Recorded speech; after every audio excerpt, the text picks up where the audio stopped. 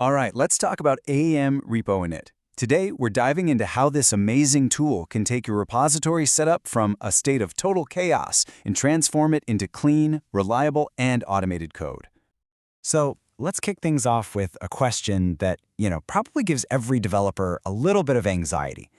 Why is it that a project can work perfectly on your machine, just flawlessly, but the second you push it to a production environment, everything just falls apart?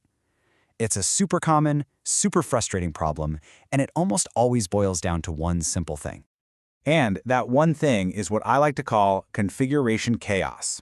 This is where all those tiny, almost invisible differences between your environments start to pile up and eventually cause a massive deployment failure. I mean, we've all said it, right? But it works on my machine. It's the classic developer line. But really, it's just a symptom of a much deeper issue we call environment drift. That's when each system, your local, your dev, your staging, your prod, slowly but surely becomes its own unique, undocumented beast. So for example, maybe your dev environment is missing a critical service user, or maybe the permissions are just slightly different from what's in production.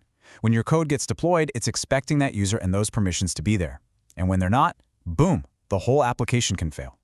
You see, relying on someone to manually set things up is really the root of the problem. It's not just that it's slow and repetitive every time you need a new environment. It's that it's basically a recipe for human error, and it pretty much guarantees that none of your systems will ever be truly identical. Which brings us to our solution. Section 2, RepoInit, the automated blueprint. The best way to think of RepoInit is like a recipe or a blueprint for your repository. It's a set of simple, easy-to-read instructions that you write in a special language, a domain-specific language, or DSL. This script tells AEM exactly what the base structure needs to look like. And the best part is, it executes that recipe perfectly, every single time. And we're not just talking about creating a few folders here. RepoInit handles the whole shebang.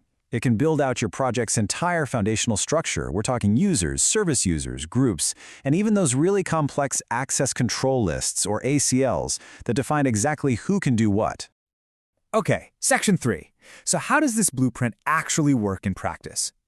Well, the process itself is remarkably simple. First, you write the instructions. Then you just place that script right into your code base, just like any other piece of code. And then you deploy.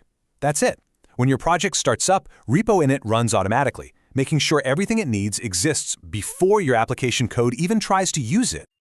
And here's what those instructions actually look like. See? It's incredibly straightforward. The first line here is creating a service user. The second one creates a folder path inside the DAM. And that third line, it's setting permissions, giving that new service user read access to the /content path. It's clean, it's declarative, and it's super easy to manage. Now this is where the real power comes in. These scripts are managed as simple OSGi configurations. And what that means is you can have different scripts for your author and publish environments, or even different scripts for dev versus production. It's true configuration as code, and it gives you incredibly precise control. So that brings us to Section 4, moving from that chaos we talked about to true consistency. The benefits here are just huge. The operations are fast and they're atomic, which means they either succeed completely or they don't do anything at all. You get to manage your repository state as code, which means it can be version controlled and peer reviewed. New developers can get a perfectly configured local instance up and running in minutes. And most importantly, all your environments stay perfectly in sync. I mean, when you put the two methods side by side like this, the difference is just night and day. Manual setup is slow, unreliable, and pretty much guarantees environment drift and a painful onboarding process. RepoInit is the exact opposite. It's automated, consistent, guaranteed to be in sync, and it makes getting new team members started a breeze. And the ultimate result? The payoff for all of this? Stability. You completely eliminate an entire class of deployment failures. All those frustrating errors that happen when your code depends on a repository structure, or a user, or a permission that somebody just forgot to create. All right, Section 5. Let's talk about RepoInit and the cloud, because this is where it goes from being important to being absolutely essential. This quote really hits the nail on the head. It perfectly captures why RepoInit has gone from just a nice-to-have to an absolute must-have. And the keyword to focus on there is immutable. So what does that mean? Well, in AEM as a cloud service, the core parts of the repository, specifically the apps and libs folders where all your code lives, they're locked down tight. They're immutable or read-only once the application is actually up and running. You literally cannot change them. And this is where RepoInit becomes your secret weapon. The scripts run during the build and deployment pipeline, at a very specific moment when the repository is still writable. It gets in there and sets up everything your application needs, making sure it's all perfect before the system locks down and becomes read-only. Frankly, it's the only reliable way to manage this initial state in the cloud.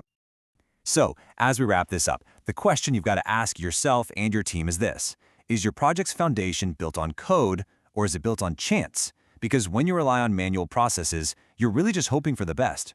With RepoInit, you're building it on code, making it predictable, repeatable, and absolutely ready for the cloud.